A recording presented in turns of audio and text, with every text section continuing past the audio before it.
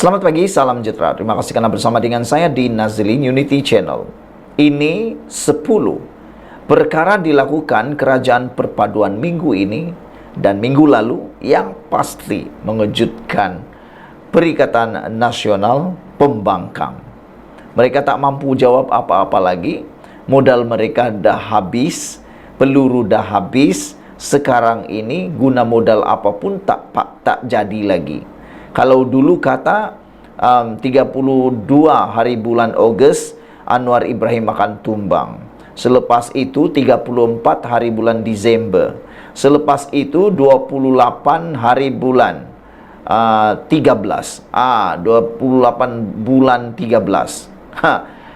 Anwar akan tumbang. Itu yang mereka selalu cakap, ramalan demi ramalan. Tapi yang berlaku bukannya tumbang, tapi Anwar Ibrahim makin menjadi hebat, makin menjadi luar biasa.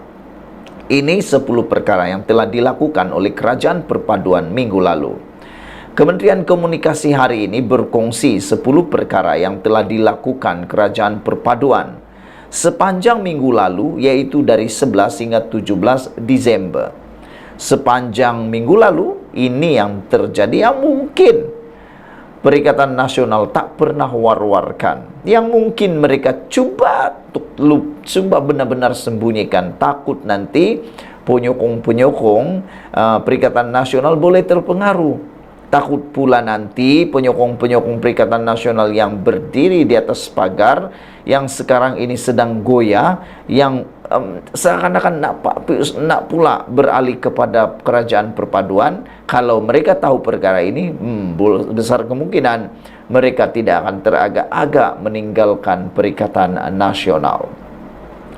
Menurut infografik yang diperoleh, Kerajaan pimpinan Datuk Seri Anwar Ibrahim telah bekerja sama dengan Jepun dalam pembangunan dan aplikasi angkasa lepas.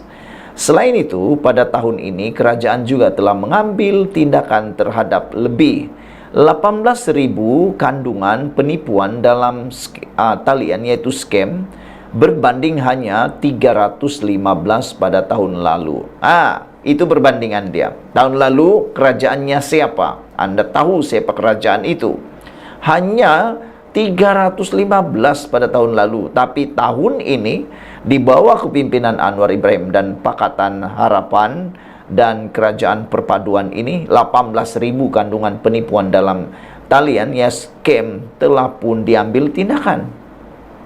Susulan sekatan daripada India, kerajaan juga sedia mengimport bawang dari China dan Pakistan. Turut dimaklumkan tiket penerbangan ke Sabah dan Sarawak tidak melebihi Rp599 seketika musim perayaan. Malaysia juga mengekspor 217.847 tan minyak kelapa sawit ke India pada bulan ini. Sebagai tanda solidariti, kerajaan melancarkan setem yang diberi nama Palestin Merdeka. Maklum kementerian tersebut dalam infografik yang disiarkan. Infografik itu bertajuk Kerajaan Perpaduan Bekerja, apa berlaku minggu lepas. Dalam infografik itu turut dinyatakan bahawa rang undang-undang RUU kawalan jualan tembakau dan vape diluluskan di Dewan Negara. Selain itu, kerajaan telah berbincang dengan Institut Pengajian Tinggi IPT bagi menyelesaikan masalah kediaman pelajar. Pemberian bantuan penghargaan khas kepada pesara PKP untuk tahun depan, iaitu pada bulan Januari sehingga Disember, akan diteruskan, dan yang terakhir sebanyak 5.836 aduan kerosakan jalan diterima melalui aplikasi MyJalan, kata kementerian berkenaan. Saudara-saudara sekalian, ini pastinya amat menakutkan, pembangkang, kerana 10 fakta ini adalah fakta yang benar, tepat, dan tak boleh dinafikan lagi oleh pembangkang dan Perikatan Nasional. Mereka pasti sedang mencari apa pula yang boleh ditembak kepada kerajaan perpaduan ini sebagai modal terbaru mereka. Jadi saudara, inilah dia 10 perkara telah dilakukan kerajaan perpaduan minggu lalu, dan pastinya mereka telah melakukan lebih baik daripada sebelumnya. Sekian dulu untuk kali ini, ikuti terus ulasan selepas ini. Selamat pagi, salam sejahtera. Terima kasih karena bersama dengan saya di Nazilin Unity Channel. Ada orang menulis, habislah Taqiyuddin, kata mereka. Ini semua gara-gara Suhaili akhirnya jawab sindiran Taqiyuddin. Kata Suhaili, kami tak kejar jawatan kabinet. Suhaili memberitahu Taqiyuddin. Ini semua gara-gara sindiran Taqiyuddin. Saudara, sokongan 5 wakil rakyat Perikatan Nasional PN daripada Parti Bersatu terhadap Perdana Menteri Anwar Ibrahim bukan bagi mengejar jawatan dalam kabinet.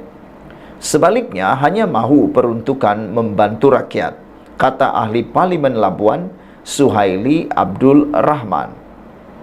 Suhaili yang kini telah pun digantung 6 tahun daripada Bersatu berkata, beliau bersama 4 lagi tidak pernah meletakkan syarat seumpama itu. Sambil menegaskan keputusan melantik seseorang ke dalam pentadbiran Putrajaya adalah prerogatif Anwar Ibrahim selaku Perdana Menteri Malaysia. Selain Suhaili turut menyokong kerajaan Zahari Kecik dari Jeli, Muhammad Azizi Abu Naim Gua Musang, Iskandar Zulkarnain Abdul Khalid Kuala Kangsar, dan Syed Abu Hussein Hafiz Syed Abdul Fasal Bukit Gantang. Jadi kita yang berlima tidaklah meletakkan syarat atau harapan bagi sokongan dilantik. Tapi jika ada, itu satu pengiktirafan. Nampak buruk jika kami nyatakan bahawa kami tidak dilantik. Tidak boleh macam itu. Sedangkan masa buat pengisytiharan, kita sokong Perdana Menteri demi dapatkan peruntukan untuk kawasan. Itu kena konsisten, katanya kepada FMT. Sehubungan itu, beliau menganggap kekecewaan Setiausaha Agung PAS Taqiyuddin Hasan berhubung tiada seorang daripada 5 ahli Parlimen PN menyokong Anwar dilantik dalam kabinet minggu lalu hanya sebagai provokasi. Saya akan terus sokong Perdana Menteri Anwar Ibrahim walaupun tidak diberi apa-apa jawatan demi kestabilan politik dan kebaikan rakyat, kata Suhaili lagi. Nampaknya memang kecewalah Taqiyuddin Hasan. Sementara itu, Syed Hussein pula menyifatkan kenyataan Taqiyuddin yang mendakwa wakil rakyat Perikatan Nasional PN yang menyokong Anwar wajar mendapat tempat sebagai positif. Kalau kenyataan beliau minta kerajaan bagi jawatan, baguslah maknanya. Maknanya saya daripada PN dan dia menyokong. Itu kenyataan positif daripada Setiausaha Agung PAS. Saya menghargai pandangan dia, katanya. Suhaili jawab sindiran Taqiyuddin. Saudara-saudara sekalian, adakah dengan sindiran daripada Taqiyuddin ini secara tidak langsung atau tanpa sengaja boleh menyebabkan dorongan kepada ahli Parlimen PAS pula untuk menyokong Anwar Ibrahim? Kerana apabila Syed Hussein memberikan kenyataan, menyifatkan kenyataan bahawa kenyataan Taqiyuddin yang mendakwa wakil rakyat PN yang menyokong Anwar Ibrahim wajar mendapat tempat adalah sebagai positif, adakah dengan itu akan mempengaruhi pula minda dan pemikiran wakil rakyat daripada PAS dan tiba-tiba pula mahu menyokong Anwar Ibrahim? Jangan-jangan lain yang Taqiyuddin mau maksudkan, lain pula yang kena. Jangan-jangan dia cuba untuk memalukan 5 ahli Parlimen Perikatan Nasional yang sudah menyokong Anwar Ibrahim ini, tapi beliau pula yang berterima pada. Jangan-jangan tindakan Taqiyuddin ini memakan diri sendiri. Jangan-jangan akibat daripada kenyataan beliau ini betul-betul pula jadi doa yang makbul. Jangan-jangan doa yang makbul itu benar-benar terjadi, dan akhirnya salah seorang daripada 5 ahli parlimen Perikatan Nasional yang menyokong Anwar Ibrahim ini benar-benar pula dapat jawatan, benar-benar pula dapat jawatan-jawatan GLC, ataupun paling mengejutkan mungkin kalau dapat menteri ataupun timbalan menteri. Siapa tahu itu rezeki mereka yang pastinya lebih menyakitkan hati Taqiyuddin kalau benar berlaku. Sekian dulu untuk kali ini. Jangan lupa tinggalkan komen Anda, tekan butang subscribe. Kita jumpa lagi. Bye-bye. Selamat pagi, salam sejahtera. Terima kasih karena bersama dengan saya di Nazilin Unity Channel. Pastinya laporan pada pagi ini akan membuatkan Perikatan Nasional terduduk, tak mampu lagi bercakap apa-apa, tak mampu lagi mau menembak Anwar, tak mampu lagi untuk bangkit semula. Manakan tidak? Ini yang telah pun Anwar lakukan dalam tempo beberapa hari. 5 hari saja lawatan Anwar ke Jepun telah pun berjaya meraih potensi pelaburan sebanyak 6,56 bilion ringgit. Bayangkan 5 hari saja Anwar Ibrahim di Jepun sudah berjaya meraih potensi pelaburan sebanyak 6,56 bilion. Siapa Perdana Menteri yang pernah lakukan sehebat itu?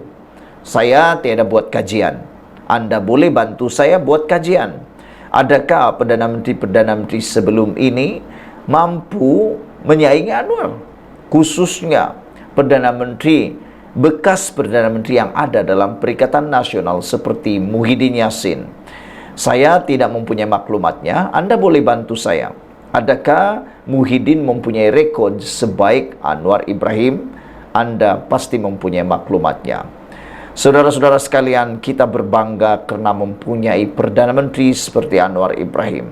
Dengan kepadatan jadwal beliau, dengan kesibukan beliau dalam negara, di luar negara, beliau benar-benar komited, mahu membangun Malaysia semula, mahu menjadikan Malaysia bangkit semula sebagai harimau yang mengaum di Asia, bahkan di seluruh dunia. Hari ini terbukti, bukan cakap kosong, tapi luar biasa. Bukan seperti orang-orang lain, khususnya pembangkang. Banyak bercakap, tapi hasilnya tak ada. Lewat lawatan kerja 5 hari Perdana Menteri Datuk Seri Anwar Ibrahim ke Jepun, amat memberangsangkan dengan potensi pelaburan bernilai RM6,56 bilion. Dengan ini, jumlah keseluruhan pelaburan dari Jepun ialah RM29,56 bilion. Hubungan Malaysia-Jepun kini termeterai dengan kerjasama pelaburan perdagangan, pendidikan dan teknologi. Di Jepun ini pelaburan sedia ada, nak tunggu dikembangkan atau ditambah. Dalam pertemuan di Kuala Lumpur atau di Tokyo, saya ingat 80 hingga 90 penambahan pelaburan di Malaysia, kata Anwar. Di Jepun nak tunggu dasar yang jelas. Jepun nak tunggu dasar yang jelas, kata Anwar Ibrahim. Contohnya Syarikat ROHM Wako di Kelantan. Soal pelaburan kita persoalkan, malah kita galakkan dan beri jaminan tambahan untuk terus melabur, katanya dipetik utusan online. Anwar berkata demikian pada sidang media selepas menghadiri majlis ramah mesra bersama diaspora Malaysia di Tokyo. 3 syarikat korporat Jepun, ROM Wako, NEC Co Ltd dan Mitsui & Co yang sudah mempunyai pelaburan di Malaysia juga menunjukkan kesediaan untuk menambah pelaburan mereka. Anwar telah menyertai pertemuan bersemuka dengan ahli perniagaan dan kapten industri di Tokyo, termasuk wakil ROM Wako yang merupakan pelabur terbesar sektor semikonduktor di Kelantan dan dengan kilang di Pengkalan Cepa, Kelantan. Menurutnya, tahap persahabatannya dengan Perdana Menteri Jepun Fumio Kishida meningkatkan pelaburan, kerjasama dan rangkaian strategik untuk negara. Kata Anwar, saya ingat diplomasi durian itu berjaya. Umpama liputan media di sini sangat positif terhadap Malaysia berbanding sebelum ini. Jadi saya anggap pertemuan sebelum ini di Jakarta dan Kuala Lumpur dan pertemuan di sini pada saya sangat menggalakkan. Katanya untuk rekod ini merupakan lawatan rasmi sulung Perdana Menteri ke Jepun sejak memegang jawatan itu pada 24 November tahun 2022. Saudara-saudara sekalian, wajar kita memberikan sokongan, wajar kita memberikan pujian kepada Anwar Ibrahim kerana kecekalan dan kehebatan beliau membawa pelaburan yang membanggakan Malaysia. Sekian dulu untuk kali ini, ikuti terus ulasan selepas ini.